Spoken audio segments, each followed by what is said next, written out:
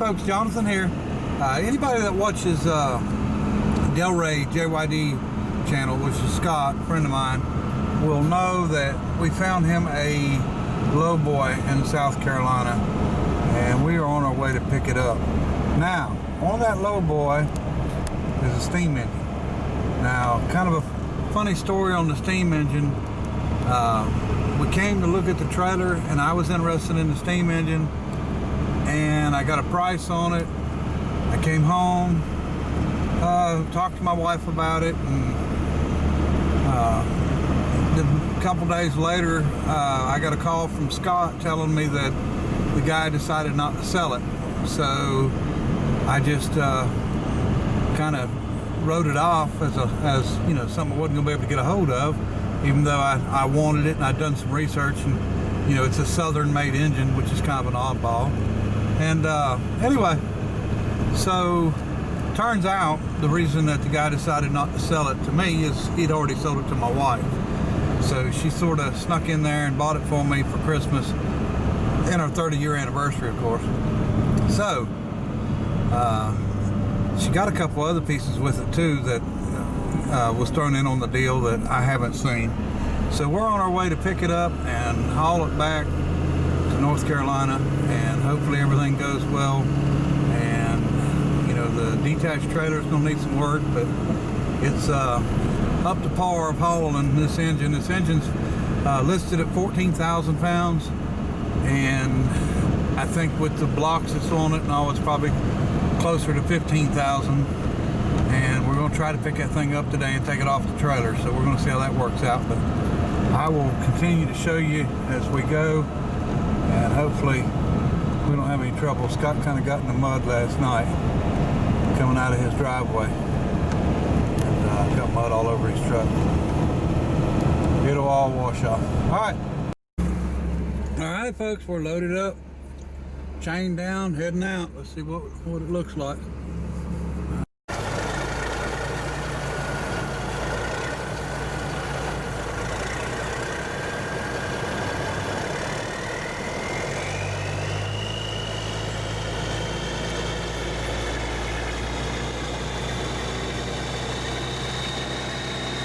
All right folks, following day, we're back, we're here, the engine's here, so now it's time to unload the engine.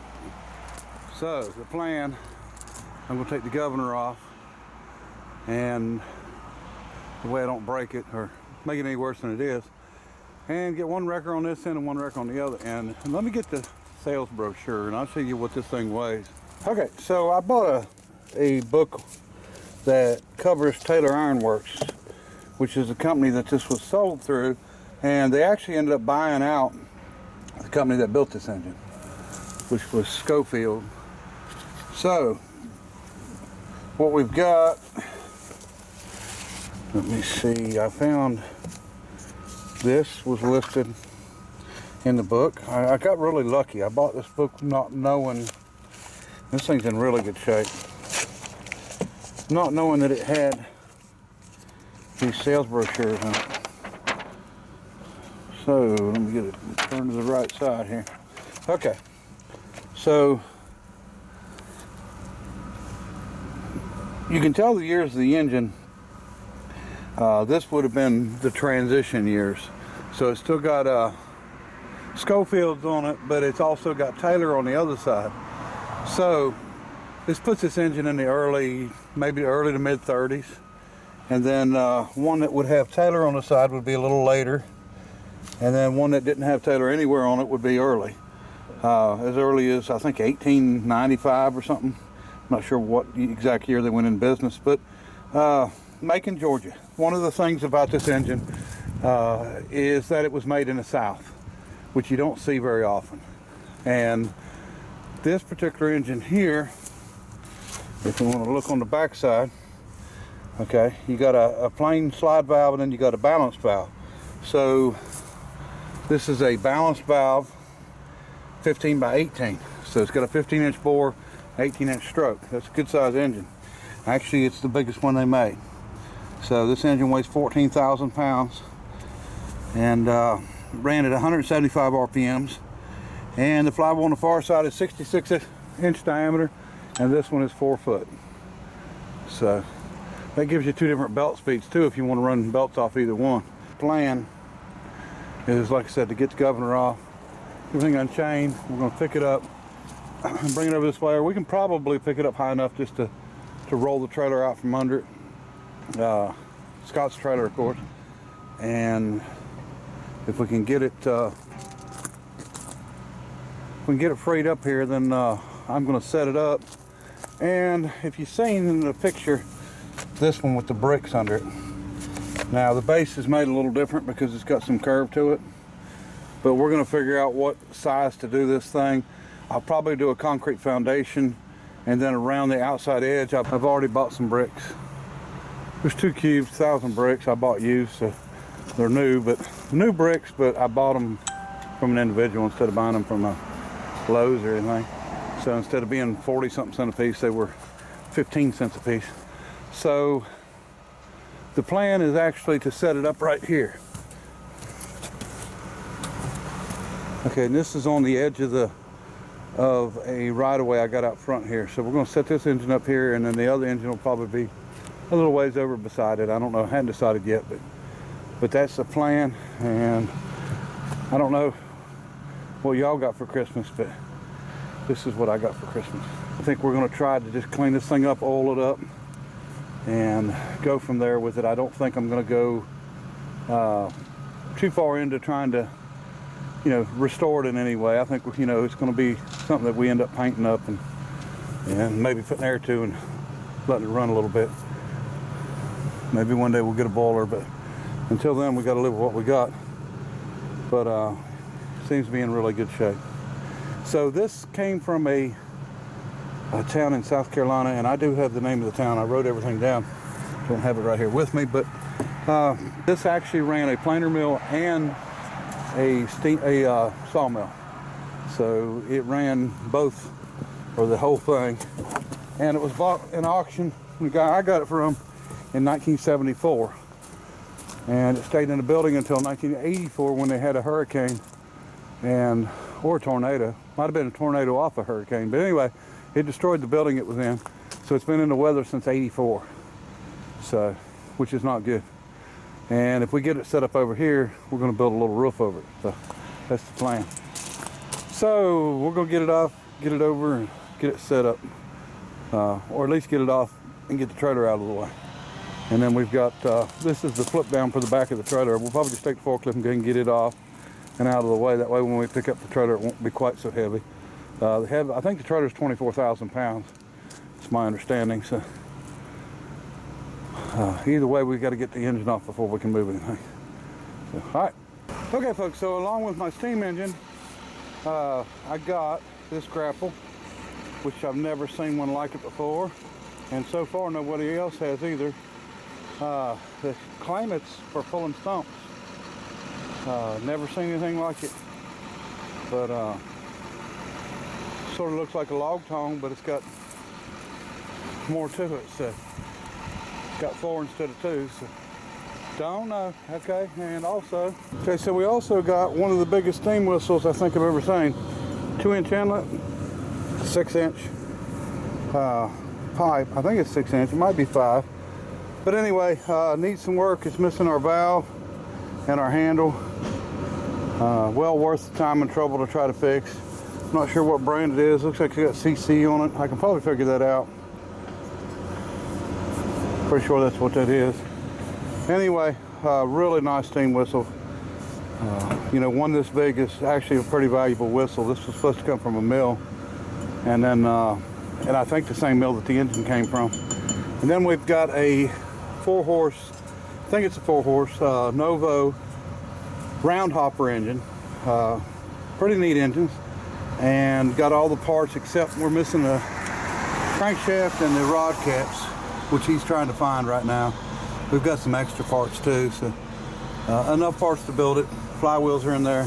Parts can still be found for these things, and you'll find one that somebody's busted a hopper on or something, and they'll sell the crank and bearing caps, and it's not hard to rebabbit them. And so these are pretty simple engines.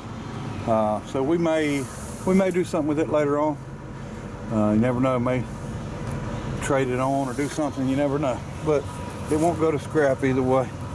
And it's a good size engine, so I mean, you can see it's probably, you know, 3 foot. Yeah, about 3 foot tall, I guess. But, all right, well, I guess next thing we need to do is get the steam engine unloaded. All right. Okay, folks, governor's off. This thing, you know, the more you mess with it, the bigger it gets. And I realize how huge this thing is. It's kind of crazy because the bore on this thing is actually an inch bigger than the it's 15 inches instead of 14, but it's an inch bigger than our big engine, but it's half the stroke, 18 instead of 36. But so the torque numbers are not there. Horsepower is probably there. It turns a lot higher RPM, but the torque numbers are not there. Okay, folks, we're unloaded. It's definitely, no doubt, 14,000 pounds. I got one end with the forklift from above, and then the backside I used the wrecker and picked it up, and we're sitting here, and I am going to make some brackets to lag screw this wooden frame together, and that way drag this whole piece. We'll drag it over out of the way until we can get our concrete foundation done and our rock or our brick or whatever we're going to end up doing, and then we'll get it set on it. I'm going to go ahead and start getting some stuff oiled up and such on it. Need to get the governor back on it. It don't look bad looking down through the hole. I think we're going to be okay. Hopefully everything will clean up, and it, you know, didn't get a lot of water inside the cylinder or anything like that. You never know about stuff, you know. Sometimes you get lucky, sometimes you don't. The valve was closed, so I think it's going to be okay. But this is definitely the nicest Christmas present I've ever gotten. More video coming out on the unit crane. Of course, everybody should know that I have problems with giving up on stuff, so we're going to keep working on it, see what we can get done. I think I may turn this engine around. It's got a really nice cover that goes over the side here that you probably see in the picture, but I've got it in the back of my truck to help hold the heat in. But I'll probably turn it where this is the side that's out toward the road here. Okay, governor's back on, and that's a Pickering governor. Okay, Steam Power Machine Shop, Richards has rebuilt one of these governors, and I've watched that video, and the governor balls come apart, and that strapping is actually a hardened steel that you can get through a master car. So rebuilding the governor wouldn't be that big of a deal, and this is a good sized governor. It's number 4, and this valve here is a different brand, but that's the steam inlet. Okay, here's the covers that I finally got out of the truck, and they go over top the cylinder, and then it would have probably some kind of insulation in there to keep it from cooling off too quick. You know, the hotter you keep everything, the better it does. So they look really good on there though when they're all cleaned up and painted and nice. Okay, folks, and the reason that I didn't do any video or pictures of unloading this thing is because of safety Nazis. I didn't need none of that. We work too unsafe for people, and it scares them. So I wouldn't want anybody to have nightmares at night or anything like that. So anyway, so that's why we didn't do it. All right, appreciate everybody watching. Till next time, bye.